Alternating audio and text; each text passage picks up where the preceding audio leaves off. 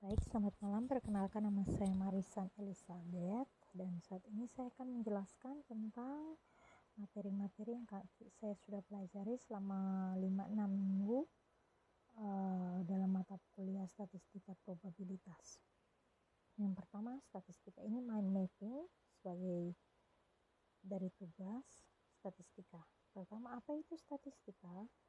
Statistika kata kuncinya adalah cabang ilmu matematika. Jadi statistika itu cabang ilmu matematika yang mempelajari semua yang berhubungan dengan data. Pertama dari perencanaan untuk pengambilan data, pengumpulan, analisa, dan sampai interpretasi data tersebut. Semua itu ada di bawah cabang ilmu statistika. Nah, ada juga ini yang disebut yang statistik. Jadi apa sih bedanya statistik dan statistika? Kalau tadi statistika adalah ilmu matematika yang mempelajari tentang data, statistik itu adalah data itu sendiri, data yang sudah diperoleh dan kemudian diolah untuk mendapatkan hasil, itu disebut statistik. Jadi statistika adalah ilmunya, statistik adalah outputnya, hasilnya. Ini proses, ini input dan outputnya. Itu cara saya mengingatnya ya. Baik, berikutnya ada dua jenis statistika. Tapi sebelum kita masuk ke sini, kita harus tahu dulu nih. Dua jenis data yang diambil atau diolah tadi kan statistik berhubungan dengan data yang kita olah dan ambil. Nah, ada dua jenis nih datanya. Data itu data populasi atau artinya semua yang tersedia, semua yang terkumpul, semua yang kita dapatkan itu disebut populasi. Sampel itu hanya sebagian data. Tapi kita harus pastikan sampel itu merepresentatifkan dari seluruh data ini. Jadi sampel itu harus merepresentasikan populasi. Tidak bisa populasi misalkan seluruh penduduk Indonesia, tapi yang dipakai sampelnya hanya penduduk di Pulau Jawa. Itu tidak bisa. Jadi sampel dan populasi harus sama berkarakternya, sifatnya. Nah, kalau sudah tahu ini kita masuk ke sini ya. Dua jenis statistika. Yang pertama deskriptif. Kalau deskriptif itu data yang diolah dan hasil yang digunakan untuk interpretasi itu hanya bisa digunakan untuk kelompok data asal. Jadi contohnya ini saya kasih rata-rata nilai kelas 12A. Ya, rata-rata nilai kelas 12A atau median atau modusnya data-data yang kita dapat itu ya hanya bisa digunakan untuk merepresentasikan kelas 12A, tidak bisa kelas 11 atau kelas 10. Kalau inferensial, data yang digunakan, data awal raw datanya yang digunakan adalah sampel. Dan sampel ini hasil dari data yang sudah diolah kita bisa gunakan untuk memprediksikan atau mengambil kesimpulan untuk data yang lebih besar atau populasinya. Tapi sebelum diaplikasikan untuk populasi yang lebih besar, kita harus pastikan kesimpulan kita sudah dites ulang menggunakan hipotesa dan dites ulang. Baik, berikutnya dua jenis data. Pertama ini dua kategori data. Ini akan berhubungan dengan materi sebentar yang akan saya bicarakan di mind mapping yang lainnya. Secara garis besar saja, dua kategori data adalah data tunggal dan data kelompok. Tunggal artinya dia satu-satu, kelompok itu dia berinterval. Oke. Saya kasih contoh dulu ya, cepat-cepat berinterval. Contohnya seperti ini, usia pengunjung yang dari 10 sampai 20 ada berapa orang? Ini harusnya 21 sampai 30 berapa orang? 31 sampai 40 berapa orang? Nah, ini punya interval kan? Nah, itu termasuk data kelompok. Oke, dua jenis data yang kita ambil, olah, peroleh, semuanya itu punya dua sifat. Ada dua jenis data. Satu, data kualitatif.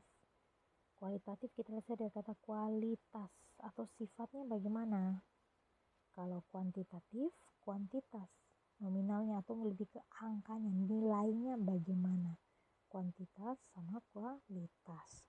Untuk kualitas sifatnya bagaimana, contohnya itu tinggi dan pendek, laki-laki perempuan, atau jauh dan dekat, seperti gitu. Tapi kualitas ini kita bisa kuantitasikan, misalkan jauh dan dekat kita bisa bilang jaraknya 5 km, 10 km, 20 km, seperti itu. Kuantitas ini kalau sudah punya angka, sudah punya nilai yang kita bisa olah, hitung.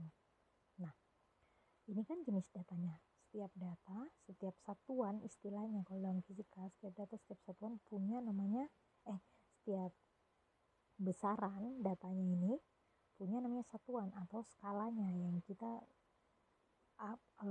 mau ukur kualitas, kita pakai yang mana nih? Nah, gitu.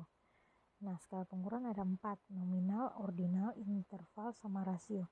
Nominal dan ordinal kita pakai untuk kualitatif. Jadi nominal itu 2 sifat atau kategori tapi dia setara. Contohnya laki-laki dan perempuan. Lihat berapa jumlah siswa laki-laki dan berapa jumlah siswa perempuan. Berapa jumlah lebih kayak gini. Namanya siapa, jenis kelamin apa. Nah, jenis kelamin itu termasuk jenis data kualitatif. Kualitasnya gimana, laki-laki atau perempuan. Skalanya yang digunakan adalah nominal, dia laki-laki atau dia perempuan, seperti itu. Nah, kalau ordinal, tapi lihat laki-laki dan perempuan ini masih setara, tidak ada skalanya, tidak ada perbedaan range-nya. Kalau ordinal sudah ada range-nya, jadi ada kayak seperti rating makanan ini enak atau tidak, 1 bintang sampai 5 bintang. Nah, itu contoh skala ordinal. Kalau interval sama rasio digunakan untuk pengukuran data yang bersifat kuantitatif. Kuantitatif atau bisa dihitung ya. Jadi skalanya angka, sudah dalam bentuk angka kan, skala angka. Tapi kalau pada interval, nolnya memiliki arti. Contohnya suhunya 0 derajat Celcius. Jadi 0 itu bukan berarti tidak ada suhu, tapi itu suhunya saja yang bersifat 0 derajat. Kalau rasio masih skala angka tapi dia true zero. Contohnya umurnya 0, tidak mungkin orang berumur 0, atau jumlah transaksi 0, tidak mungkin jumlah transaksi 0. Kalau jumlah transaksi 0 artinya ya tidak ada transaksi. Nah, itu contoh skala rasio. Oke, untuk penyajian data, tadi kan kita bicara data itu jenis-jenis data dan segala macam. Sekarang kita bicara dulu tentang penyajian datanya. Penyajian data seperti tadi, data tunggal kita bisa ubah dalam bentuk data kelompok seperti ini. Kalau kita ubah dalam bentuk data kelompok, itu dalam bentuk tabel distribusi frekuensi. Atau kita bisa sajikan dalam bentuk diagram juga. Diagram itu ada 3 jenis, diagram batang seperti ini, diagram lingkaran seperti ini. Saya bikin laki-laki jumlah siswa 3, perempuan jumlah siswa 4. Nah, ini diagram jenisnya laki-laki 3, perempuan 4. Nah, histogram itu interval. Jadi ini terpisah kan, laki-laki perempuan. Kalau ini seperti tadi umurnya 10 sampai 20, 21 sampai 30, 31 sampai 40. Itu tentang apa sih general idea tentang statistika. Sekarang ukuran pemusatan. Nah, ini warnanya orange, jadi mudah-mudahan bisa kelihatan. Saya cara mengingatnya, ukuran pemusatan data yang terpusat atau mayoritas. Jadi kebanyakan datanya di bagian mana sih? Nah, itu semuanya data pemusatan digunakan untuk itu. Ada 3 jenis parameter yang kita hitung. Pertama, mean atau rata-rata. Yang kedua, median atau nilai tengahnya, di mana nilai tengah, dan modus, nilai terbanyak. Ini ada rumusnya untuk seperti tadi saya bilang populasi dan sampel atau data kelompok sama data tunggal. Ini untuk data tunggal, untuk sampel saja. Populasi ini untuk berkelompok. Jadi datanya kita buat dalam bentuk tabel distribusi frekuensi. Kita pakai rumus yang ini. Nah, rata-rata arti deskriptif cara saya mengingatnya itu total semua nilai ya, bukan data, semua nilai, jumlah semua nilai dibagi seluruh datanya ada berapa banyak.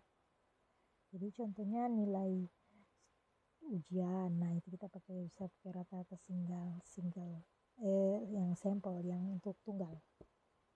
Nah, kalau dia sudah bentuk dalam tabel distribusi frekuensi dalam bentuk populasi, jangan lupa untuk memasukkan frekuensi ini, frekuensi kelasnya. Ini frekuensi kelas. Jadi contohnya saya ambil yang tadi ya. Nah, ini frekuensi kelasnya 45. Untuk kelas 10 sampai 20 tahun frekuensinya ada 45. Nah, itu nih F1 45. X1 ini nilai tengah dari interval. Jadi dari